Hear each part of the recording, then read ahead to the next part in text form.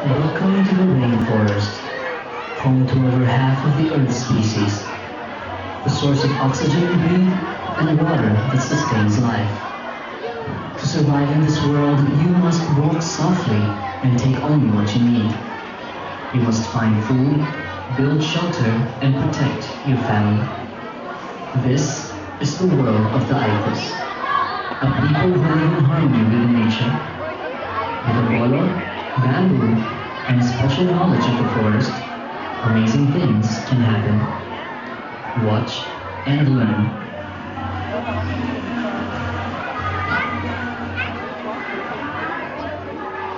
Okay. Good afternoon po sa inyong lahat. Welcome po kayo dito sa Walk on the Wild Side. Ako nga pala si Dan, isang instructor in jungle survival. Kaya kung sakaling nasa gubat, wala kayong dalang paglulutuan.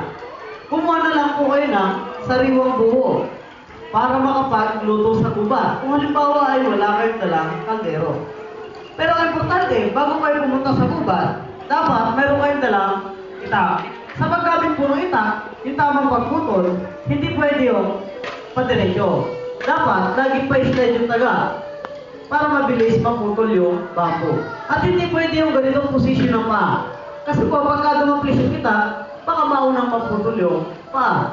Kaya kailangan nakalis siya. Ganyan po. Para kung sakaling dumaplis man yung itak, walang paang may iwan sa gubat. Ganyan po yan. Ayan. Dito natin iluluto yung halimbawa, mayroon kayong dalang bigas. Yung dito, tignan mo kung sarado. Ganon din sa kabila. Pagka nilagyan ng butas para sa lina ng bigas, lagyan mo sa gitna. Lagyan na, dalawang taga, isang butas sa gitna. Lagyan natin. Ayan. Ito yung bilang isang takip niya. Kapag ito'y nawala, nalaglag sa gubat. Hindi na mahahanapan ng kasukat din niya o ng katakip din. Hindi katulad ng lutuan sa bahay, na kaldero. Pagka nawawala yung takip ng kaldero ninyo sa bahay, pwede pa ang palitan. Pwede yung takip ng arenola sa kaldero. Pero dito, hindi na pwedeng palitan.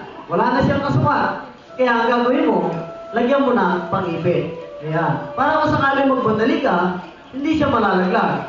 Kasi naka-clip siya dito. Yung pagluluto ay nakahang. Ganyan po. Pagka nasa gubat, gamitan ng patungan. Ang gagamitin mo, 4 na bato. Para hindi masunog. Pero dito bilang halimbawa, ang gagamitin natin, stick ng bamboo. Ito sumulang sa lupa. Ang ganito. Yan. Ilagay mo siya. Ganyan. Yan. Saka mo ilagay dito. Ayan. Nakahang siya. Halimbawa, nagtitinda lang yung bigas. Pagka lalagyan mo siya, ang nilalagay mo dyan, mula dito sa unang buko, hanggang sa unang tagala. Hindi siya pwedeng sumobra ng pangalawang taga. Kasi pagka sumobra, yung magiging kanin, hindi nyo na makakain. At pagka magluluto po tayo, kailangan ng tubig. Halimbawa, wala kayong dala, pwede kumuha sa sariwang buho. Mayroon po yan. Saka mo lagyan.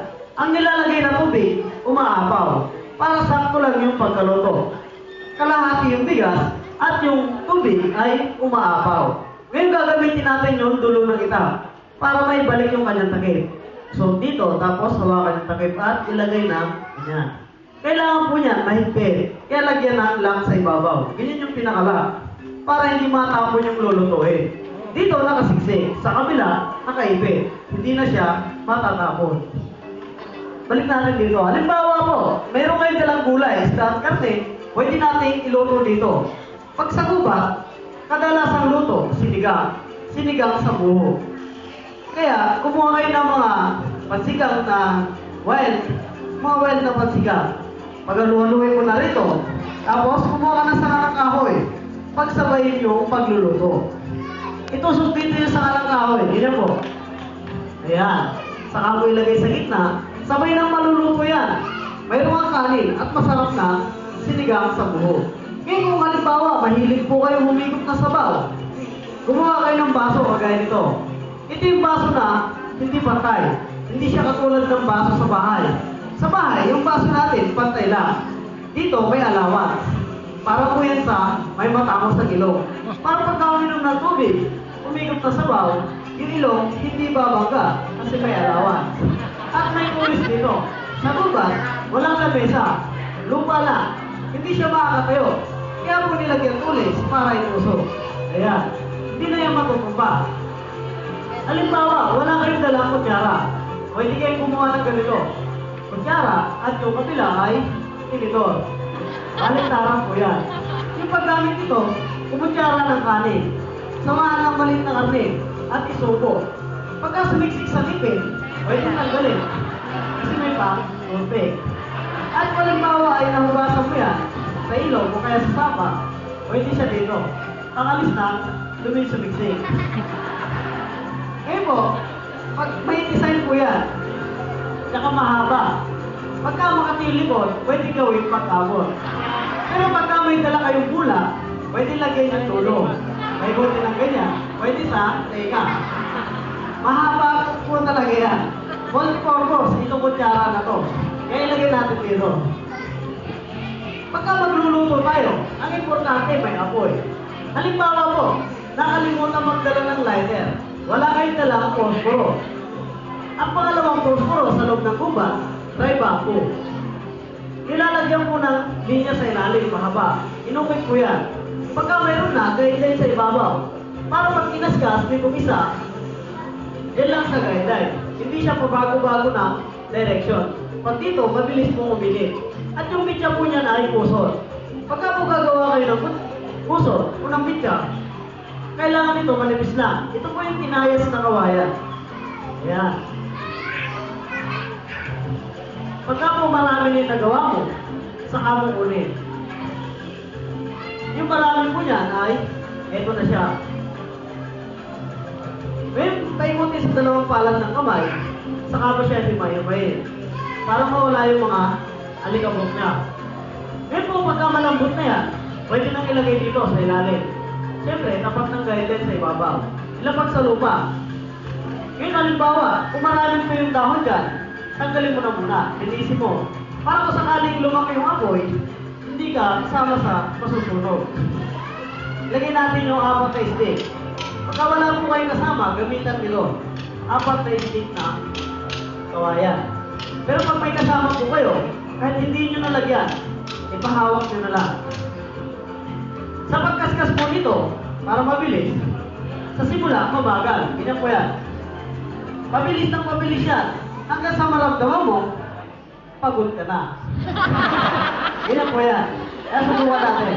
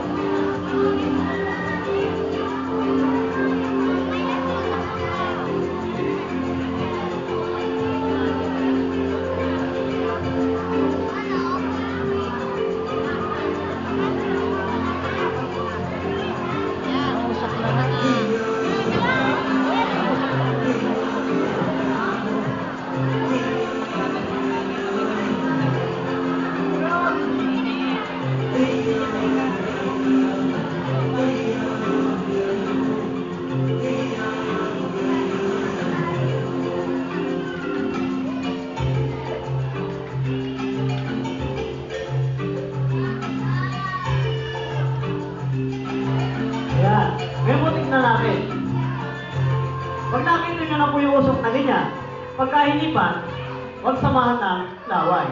Para hindi siya mamatay.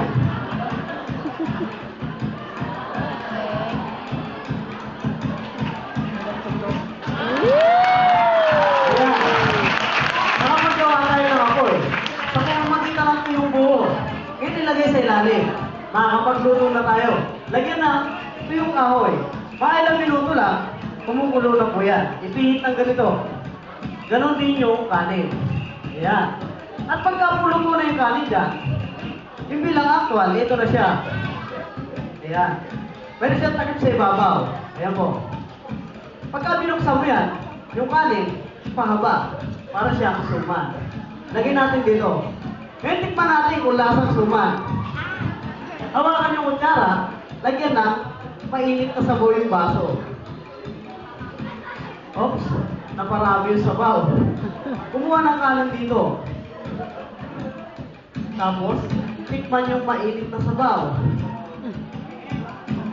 Wow! Ang asim talaga! Ilang po at maraming salamat sa inyo lahat. Wow! Mukhang asim nga niya, Kuya Dan. Well, and that is how you start with something so little and create so much. You just learn how to have a great meal and survive in the forest. An amazing demonstration from Dan. Folks, have another round of applause. Thank you so much, Dan. So magandang hapon po sa inyong lahat. My name is Jackie and welcome to Walk on the Wild Side. And today, join me as we explore the mysterious rainforest and some of the amazing creatures that live in it. Now we all know that the forest is filled with life, right?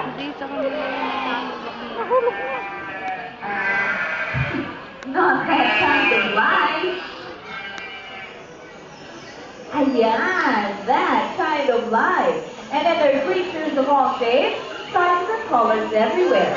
But most of them, we never really see. Because for those that are easily seen, like our white tracks up there, diba? They're very always in the wild. That's why they're easily caught and eaten. And in fact, most of these wild animals are designed to blend into the environment and to be nearly invisible, just like that little guy over there. Well, actually, kanina pa siya nandyan.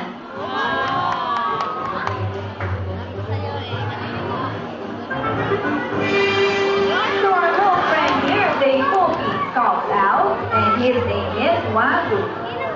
You know, guys, Wagu is a nocturnal. That means sleep during the day and awake at night. Yep, he's a little bit sleepy, but he's always happy to wake up for a juicy, perfect mealworm.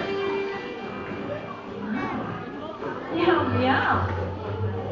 You know, guys, Wagu is not the only one up at night. In fact, the forest is a very busy place after dark. So, let's get this adventure underway. Is everyone ready to go? Yes! Already na sila. By the way, thank you very much, Wagu and Brian. Alright, so guys, get na now. First, let's imagine it's late at night. The forest is still, and there's a big full moon overhead. So come on, let's take a walk on the wild side. Alright, my guys, before we continue, I would like to remind everybody to please turn off the flashes of your cameras. Now, once again, guys, please turn off the flashes of your cameras because this next animal is not quite used to it. Alright, so maraming salamat po. Now, as we continue to walk along, I have a question for you in a form of a point. This next animal is a most peculiar thing. She can fly, she has wings, but she doesn't have feathers or build a nest. And she hangs upside down in a tree to rest. That's horses, you're right. Yes, you're right. The world's only flying mammal, and meet Yuri, our giant fruit bat. Now guys, some people think that bats are scary monsters. Are they? Nakakatakot ba sila? No, actually they're very gentle creatures. She uses her wings to fly and to move through the branches looking for fruits and berries. Can you show us how?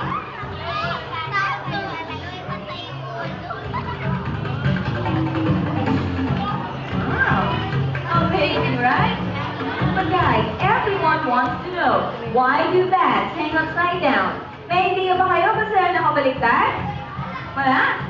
Well, actually, there's a couple of reasons, but first, everybody, come on, try this. Close your hands like this. Ayan. Real tight. See how much energy it takes to do that? Now relax your hands. What happens? Your hand is open, right? Well, the bat's claws work the opposite. When she relaxes, her claws are closed. So she has to work to open them. And guys, mapapansin nyo yung legs niya, di ba? They're so thin and small that it's not designed to walk on. So she cannot take off from the ground like a bird. So gagawin niya, she has to climb up to the higher place. Alright? Good. At kapag mataas na, they actually fall into fly. Ready? Wow! Palakpakan naman natin si Yuri! Well, I think Yuri here would like to ask all of you to please protect their friends in the wild before they disappear forever. So tell everyone you know that bats are not mean, scary monsters. So please, don't hunt them, hurt them, eat them, or keep them as pets. Well, let's hear it for Yuri together with Trainer Randy. Alright, now guys, here's the palukri naman. One has a face like a cat, a body like a bear, a long bushy tail, and smells like buttered popcorn. Anyone? What actually the answer is? Right above your head. And this is Aya, our green girl, also known as the bear cat. Hi there, Aya. And as you can see, she moves quite easily up that mile. She can also handle here. She lets out tail.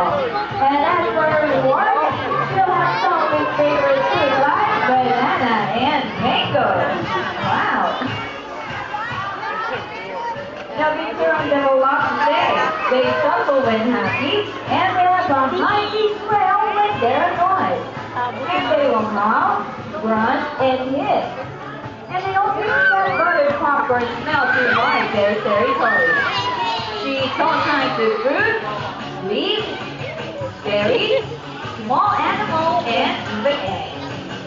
And Victorians also have a very unusual hind feet that they can turn them backwards, and they will walk straight down that tree head first. Now that makes travel easy. And just like our other animal friends, Binturums are disappearing fast because of habitat destruction and hunting for their fur and meat. So, her message to you is this: protect the forest and her cousins in the wild. So guys, how about a round of applause for Aya? Together with a Trainer Randy. Alright. Now guys, let's move on. Eto namang next animal na represent ko sa inyo. Actually, she's one of my favorites. Kaya lang, maraming tao na natakot sa kanya for no good reason. Hindi ko alam kung bakit.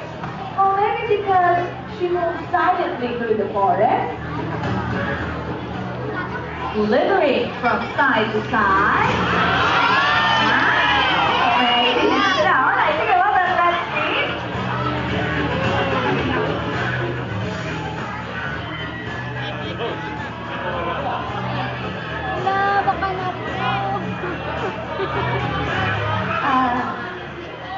Teka po, may konting problema lang po, but I need your cooperation, everybody. I'm afraid we accidentally misplaced our friend and hindi ko po makikita sa ilalim ako po. Ito baka meron na yung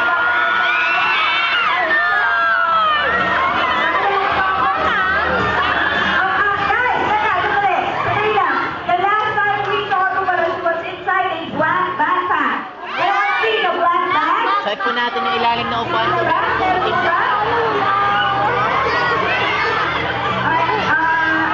Guys, please don't panic. Please don't panic.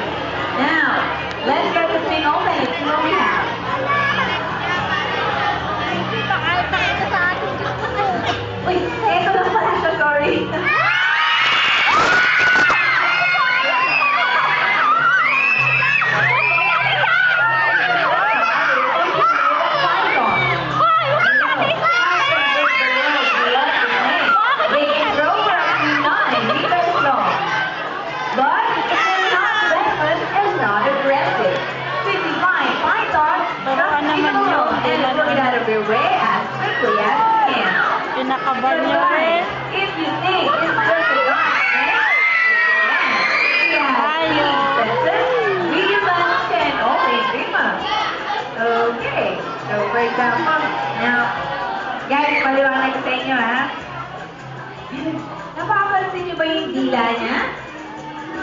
Palabas na ba si dila niya, di ba? Well, she keeps sticking her tongue out because she's smelling the air with it. Try that sometime. And see this beautiful pattern on her skin?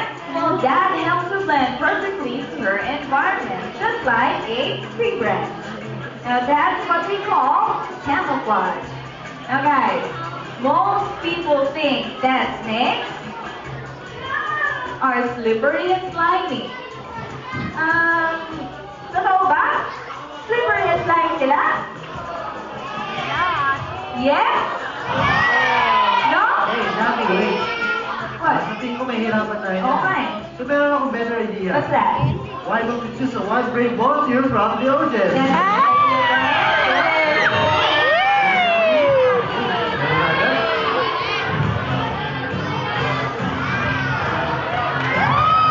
Ito po tayo, ma'am. So, what's your name, ma'am? Katrina. So, are you afraid of snakes? Okay, so say goodbye to your family or friends. Okay, joke lang. Okay. So we're going to play a little game. We're going to present 3 items one at a time. And you have to just give them a good feel. And after that, you have to choose which one is the real snake. So madali lang, di ba? But, to ask you, keep your eyes closed. Can you trust you? Okay, so... Ready? Ha? Hindi lang? Baka daw tumilat ka. Baka tumilat ka. So mga walang tiwala sa yung mga kasama ko dahil dyan, meron akong special blindfold here. Okay, yan. But before that, you set to the other side in front of Leia. Pero huwag mo muna siyang hahawakan, okay? So tayo? Okay, just steady like that. Pwede mo isa yung blindfold mo.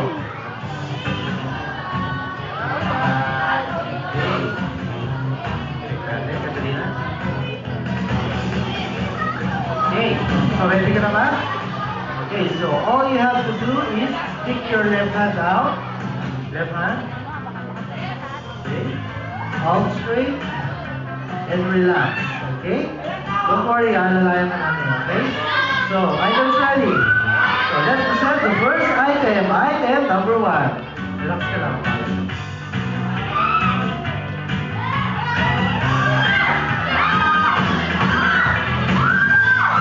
Okay? Naramdaman mo ba? Isa pa daw. Okay. Okay.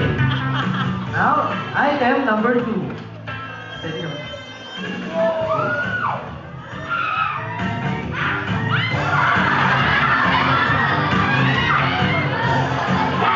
Okay. So, the last one, item number 3. This time, mas relax tayo. Okay? Relax ka lang.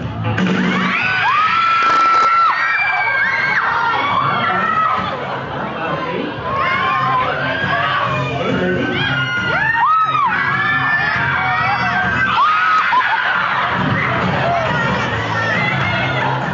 Okay, isa pa, isa pa. Isa pa. Relax ka lang, relax ka lang.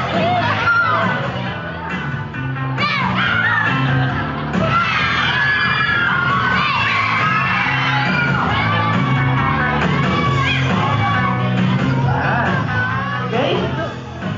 Nararamdaman mo ba lahat? Okay, so meron pa tanggalin yung blindfold mo? Now, Katrina, you've gathered a good feel of part 3 items. Can you tell us now, which one is the real snake? Item number 1 or 3? Oh, is it right? Item number 1 ba? I'm sorry, but the right answer is item number 2. Yeah. It's okay. But before we go, let me show you the other items that you felt. So, item number 1, may hindi na kayo napili mo? Wala. So, actually, that is ours. Yan, akala mo ahas. Okay, so item number 2 natin ay si Leia. And item number 3 natin ay... Ay, ito pala.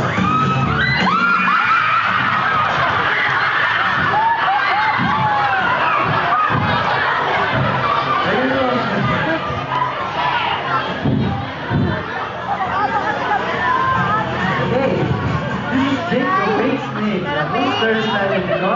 ipulsa mo.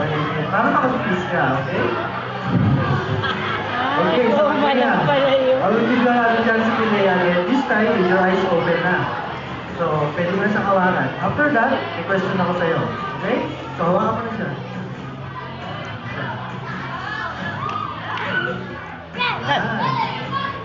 Now, can you tell us, is she slippery and slimy or smooth and dry? Smooth and dry. Okay, that's right. Our python is very smooth and dry, not slippery and slimy. Well, to be in such a great sport, we have a double for you, made by Nandi, a bamboo cup with a unicorn. Thank you very much. Ako na dito.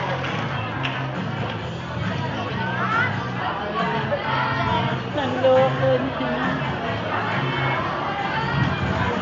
Okay, let's move on to our show.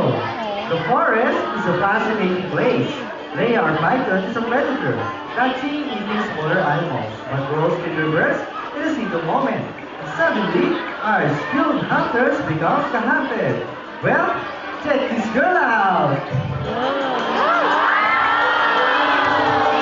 This is Shari, our beautiful white-bellied sea eagle. She weighs 2 kilograms and has a wingspan of 4.5 feet.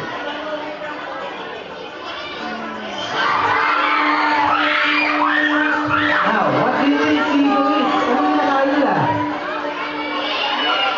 That's right, she is a fish lover. And occasionally, she snakes on the side. But when she has, she does not dive under the water. Instead, she swims over the water surface and catches prey with the sharp talons. Now, sea eagles are quite vocal. As parrots all the time, it sounds like this. See? Sounds more like a goose than an eagle, right? Well, she may not be a talented singer, but she has a pretty face and graceful in flight. Watch this.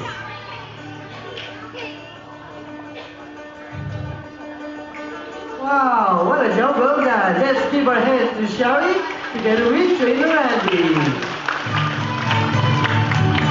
Thank you, Shari. Hey, and now we walk on the wild side today. You've met some really amazing animals like Shari. Unfortunately, some people see wild animals want to take them home and turn them into pets. But guys, wild animals do not make good pets. Sadly, most suffer and die in the care of people. So please, don't keep wild animals as a pet. Instead, why don't we choose a domestic animals like that? And this is Theo. Cat and great pet. They're smart, clever, independent, and willing to learn tricks just to entertain us. Can you show us, Theo? Kita mo?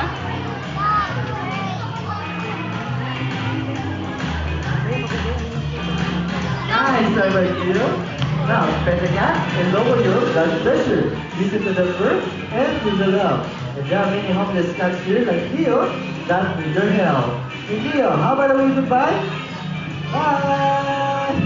So thanks Theo, together with Trainer Jackie. How about a big hand?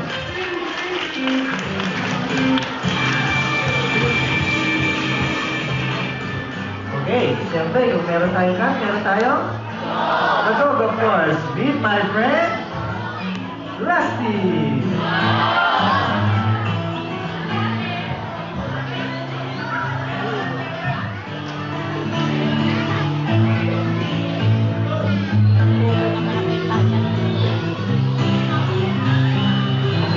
Rusty.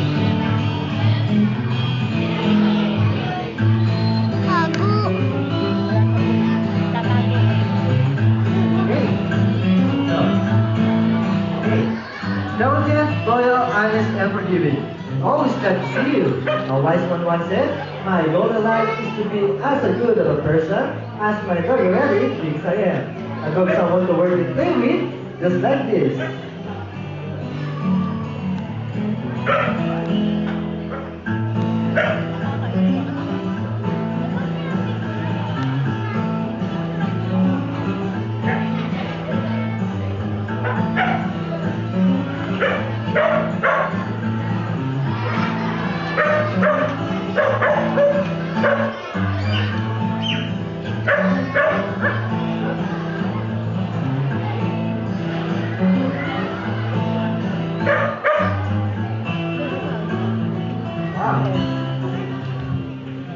Hey, Rusty, why did you try this turtle?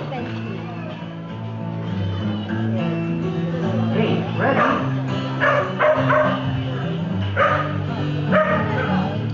Wow!